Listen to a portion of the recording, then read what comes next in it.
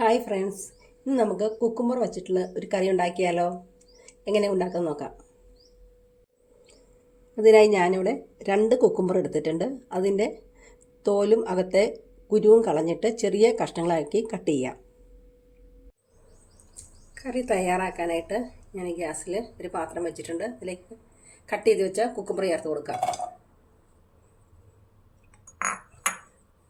2 പച്ചമുളക് കീറിയത്, 2 കറിവേപ്പില, 1/4 ടീസ്പൂൺ മഞ്ഞൾപ്പൊടി, ആവശ്യത്തിന് വെള്ളം,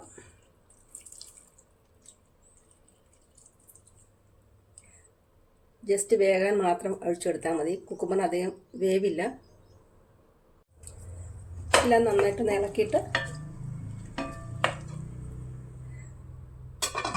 മൂടി വെച്ച് ഗ്യാസ് ഓണാക്കി കൊടുക്കുക. 1/2 കപ്പ് തേങ്ങ,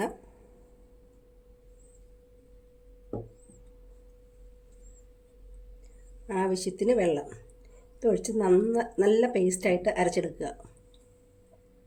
കുക്കുമ്പർ ഇവിടെ വെന്തിട്ടുണ്ട്. നമുക്കതിലേക്ക് അരപ്പ് ചേർത്ത് കൊടുക്കാം.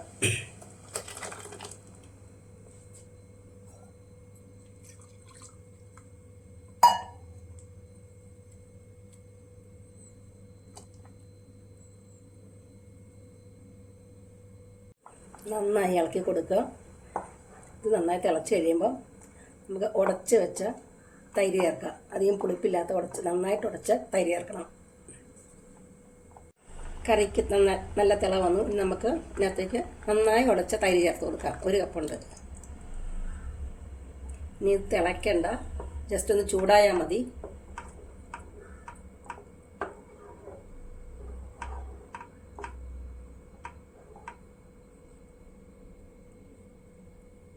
കറി ഇവിടെ ചൂടായിട്ടുണ്ട്.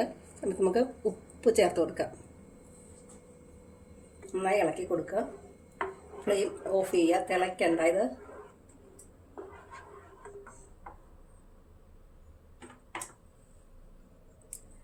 താളിക്കാനായിട്ടൊരു പാൻ വെച്ചിട്ടുണ്ട്.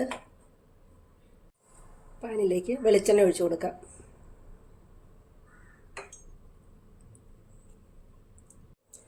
ചൂടായ എണ്ണയിലേക്ക് 1 ടീസ്പൂൺ കടുക് ചേർത്ത് കൊടുക്കുക.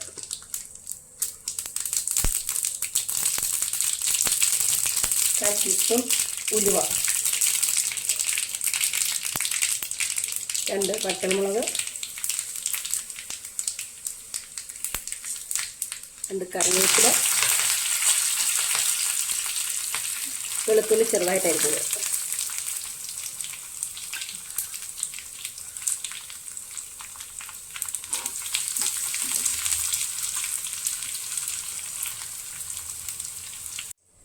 കറി സെർവിങ് പ്ലേറ്റിലേക്ക് മാറ്റി നമുക്കിത് താളിച്ച് ചേർക്കാം.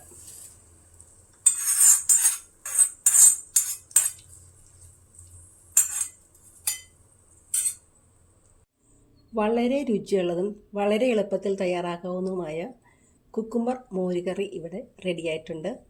എല്ലാവരും വെച്ച് നോക്കിയിട്ട് അഭിപ്രായം പറയണേ. ഇഷ്ടപ്പെട്ടാൽ ലൈക്ക് ചെയ്യാനും ഷെയർ ചെയ്യാനും മറക്കല്ലേ.